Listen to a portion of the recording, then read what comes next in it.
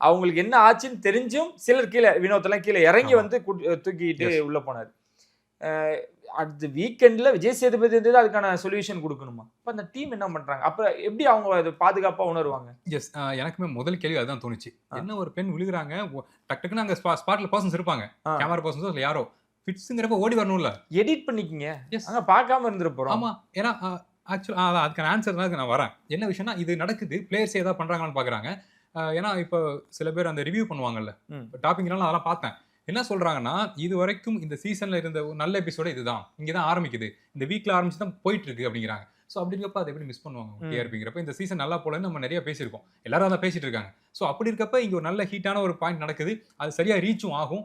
Emotionally தமிழக மக்கள இத ட்ரிகர் பண்ணும். அப்படிங்கிறப்ப எப்படி அத மிஸ் பண்ணுவாங்க? அந்த ஒரு இடத்துல ஒரு வாய்ஸ் ஓவர் குடுத்து நீங்க 2 பேரும் அவங்கள வந்து அவங்க மேல கை வைக்கிறது தப்பு. நீங்க இந்த கேம் இப்படி ஆடக்கூடாதுன்னு ஒரு வாய்ஸ் வந்திருக்கலாம். அது எப்படி சொல்லுவாங்க? ஏன்னா டாஸ்க் தானே முக்கியம். மனிதர்கள் எந்த அளவுக்கு குரூரமா நடந்துக்குவாங்கங்கிறதுக்கான சாம்பிள் தான் இது.